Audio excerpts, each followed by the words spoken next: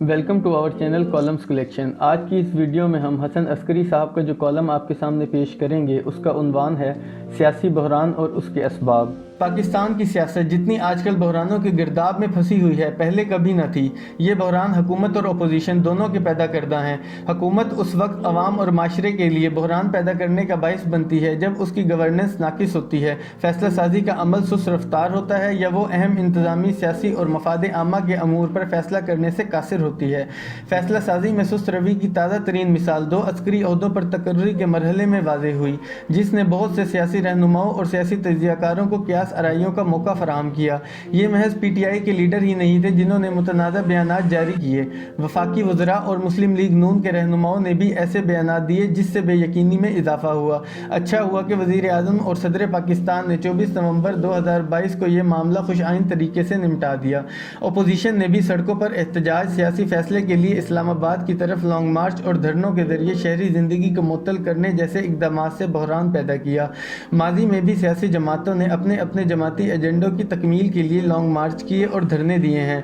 अब PTI भी इसी हिकमत अमली पर अमल कर रही है। आजकल अपने सियासी हरीफों के खिलाफ नाशाइस्ता और गैर महज़ब ज़बान का इस्तेमाल करके या अपने सियासी मुखालफिन के खिलाफ मुतनाज़ बयानात देकर सियासत में बेयकीनी और कशीदगी पैदा की जा रही है। अपने मुतहारिब सियासी रहनुमाओं के खिलाफ जारहाना बयानबाजी आज की पाकिस्तानी सियासत का अमूमी चलन है।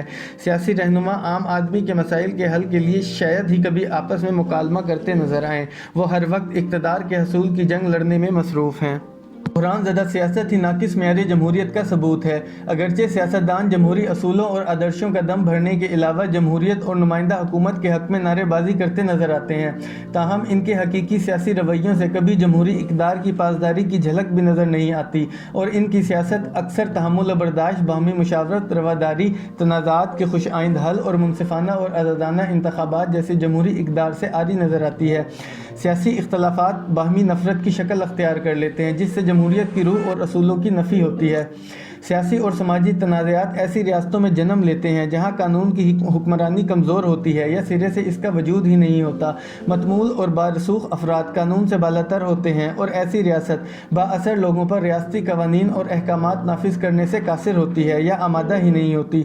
आम आदमी को रियासती मशीनरी का कहरो अजाब बर्दाश्त करना पड़ता है जो आम शहरियों को दबाने के लिए जारहाना हथकंडे इस्तेमाल करती है। ख़ते गुर्बत से भी नीचे ज़िंदगी गुजारने वाले अफराद के हालात ज़्यादा दिगरगूं होते हैं। रियासत उनका तहफ़्फ़ुज़ नहीं करती, चुनाचे उन्हें रियासती जबर या ताकतवर गैंग्स या रियासत के माफिया ग्रुप से तहफ़्फ़ुज़ के लिए मजबूरन बाअसर और मतमूल अफराद का सहारा लेना पड़ता है। दाखिली सियासी और समाजी बदनज़मी और इंतशार की एक और बड़ी वजह अच्छी गवर्नेंस का फुक़दान है। अगर हुकूमत अपने इक़दामात को यकजा नहीं कर सकती, रियासती अमूर से मुस्तर अंदाज में नबर्द आज़मा होने में नाकाम रहती है, तो ऐसी सोसाइटी में अमन व अमान, हुकूमती रिट और इस्तेकाम बरकरार रखने की सलाहियत शदीद मुतासिर होती है। ऐसी रियासतें अक्सर एक गैर मुसर और नापायदार सियासी अकाई में बदल जाती हैं। यूँ वो अपने अवाम और सरजमीन पर रियासती कंट्रोल बरकरार रखने से कासिर हो जाती हैं। अगर ये रियासतें अपने शहरियों को बुनियादी खिदमात और ज़ाती तहफ़्फ़ुज़ ही ना फराहम कर सकें तो इन्हें नाकाम या नाकाम होती रियासतों से ताबीर किया जाता है। हुकूमत में पाई जाने वाली करप्शन हमेशा बुरी गवर्नेंस को जन्म देती है। रियासती ढांचे में अहम ओहदों पर फाइज सरकारी हुकाम और सियासी रहनुमा अपने मनसब को ज़ाती और माली मफाद के लिए इस्तेमाल करते हैं। ऐसी रियासतों में कोई भी काम किसी तगड़ी सिफारिश या रिश्वत की अदायगी के बगैर नहीं हो सकता, जो दरअसल करप्शन की ही दो शक्लें होती हैं। कई बड़े कारोबारी लोग अमली तौर पर सरकारी हुकाम या सियासी रहनुमाओं को रकूम की मुस्तकिल अदायगी के ज़रिए ख़रीद लेते हैं ताकि उन्हें अपने बिजनेस अमूर आसानी से निपटाने में हुकूमती नवाज़शात मुयस्सर रहें। जिन रियासतों में कानून की हुक्मरानी नहीं होती या उसकी गिरफ्त कमज़ोर होती है, वहाँ का अमूमी चलन ये होता है कि रियासत के मालियाती वसाइल का ज़ाती मफाद के लिए या अपनी फैमिली मेम्बर्स और दोस्तों को नवाजने के लिए गलत इस्तेमाल किया जाता है। माली मफादात के हसूल के लिए सरकारी तामीराती प्रोजेक्ट्स और सरकारी महकमों की अशिया और सर्विसेज की फराहमी के बड़े बड़े ठेके मनपसंद अफराद को दिए जाते हैं। ऐसी रियासतों की एक और नुमाया शनाख्त ये होती है कि ताकतवर ब्यूरोक्रेट्स, मिलिट्री और सिविलियन अशराफिया और बड़े कारोबारी लोग जो गैर कानूनी ज़राए से दौलत कमाते हैं, गैर कानूनी हरबों की मदद से अपना सरमाया बैरून मुल्क रखते हैं। वो बैरून मुल्क जायदादें खरीदते हैं या अपनी दौलत गैर मुल्की बैंकों में रखते हैं या ऑफशोर कंपनियों के ज़रिए वहाँ सरमायाकारी करते हैं।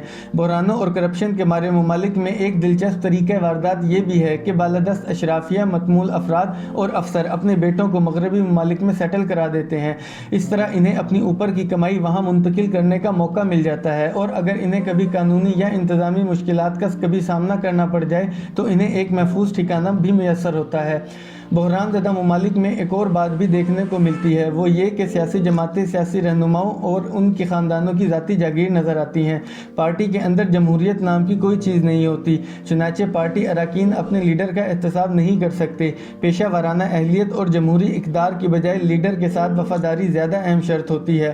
پارٹی کی اعلیٰ سطحی اجلاس محض لیڈر کی مداح سرائی کی نظر ہو جاتے ہیں، چنانچہ ایسی سیاسی جماعت کی بحران سے نبرد آزما ہونے کی صلاحیت کمپرومائز ہو جاتی ہے۔